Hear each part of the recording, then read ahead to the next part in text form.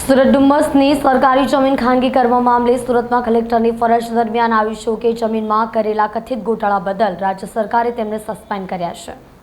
સુરતમાં કલેક્ટરની ફરજ દરમિયાન આવ્યું કે જમીનમાં કરેલા કથિત ગોટાળા બદલ રાજ્ય સરકારે તેમને સસ્પેન્ડ કર્યા છે। આ અંગે લાંબા સમયથી ચાલી રહેલી તપાસના અંતે કલેક્ટર કક્ષાના અધિકારીઓને સસ્પેન્ડ કરવામાં આવતા સોપો પડી ગયો છે। ડુમ્મસની કરોડોની સરકારી જમીનના વિવાદ મામલે કોંગ્રેસ નેતા દર્શન નાયકે એસીબી તપાસની માંગ કરી છે। આયુષોકની મિલકતની તપાસ કરવા કોંગ્રેસની માંગ છે। દર્શન નાયકે કહ્યું, રાજકીય આગેવાનો અને જમીન સાથે સંકળાયેલા લોકોની તપાસ થવી જોઈએ। સુરતમાં 10,000 હેક્ટર સરકારી જમીન પર ગેરકાયદે દબાણો, 10,000 હેક્ટર સરકારી જમીન પર દબાણો દૂર થવા જોઈએ। આયુષોકના સમયગાળા દરમિયાન સરકારી જમીનો પર ગેરકાયદે દબાણો કરાયા છે।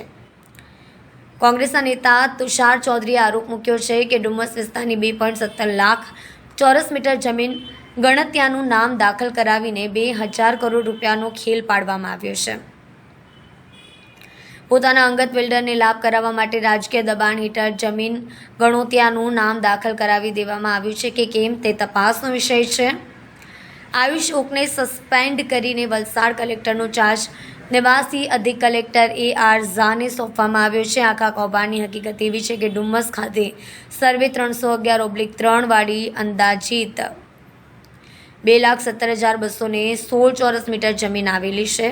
આ જમીન સરકારી રેકોર્ડ ઉપર વર્ષ 1948-49થી સરકારી પડતર જમીન તરીકે નોંધાયેલી છે, પરંતુ આ જમીનમાં નોંધ નંબર 582થી ગણોતિયા તરીકે કૃષ્ણમુખલાલ ભગવાનદાસનું નામ દાખલ કરવામાં આવ્યું હતું।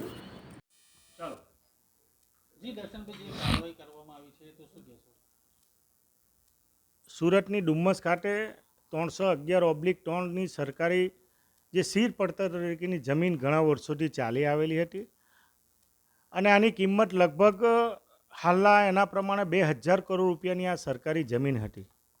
આ જમીનનું કૌભાંડ કરવાનું કામ હાલના સસ્પેન્ડેડ કલેક્ટરે જે 2015થી તે સમયના કલેક્ટરે સીર પડતર તરીકેનો જે હુકમ કર્યો હતો એ હુકમના અનુસંધાનમાં એમના બદલીના એક દિવસ પહેલાં સરકારી હિત માટે સુઓ મોટો દાખલ કરીને પોતે વાડી તરીકે એમણે સરકારનું હિત સાચવવાને બદલે પ્રતિવાદીના ફેવરમાં ગણોતિયાનું નામ દાખલ કરીને 2,000 કરોડ રૂપિયાનું જમીન વેચી મારવાનું, સરકારી જમીન વેચવાનું જે કૌભાંડ કર્યું હતું એ કૌભાંડમાં કયા રાજકીય આગેવાનની સંડોવણી, કયા જમીન માફિયાઓની સંડોવણી, આ સમગ્ર બાબતની તપાસ થાય એ માટે મારા દ્વારા અને ધારાસભ્ય શ્રી તુષારભાઈ ચૌધરી સાથે મળીને 20/5/2024ના રોજ એક પત્ર લખીને માનનીય મુખ્યમંત્રી શ્રી, માનનીય પ્રધાનમંત્રી, તકેદારી આયોગ, GRD વિભાગ અને મુખ્ય સચિવને વિનંતી કરી કે તાત્કાલિક અસરથી આ કલેક્ટરને સસ્પેન્ડ કરી દેવા જોઈએ। એમની સામે ખાતાકીય તપાસ થવી જોઈએ।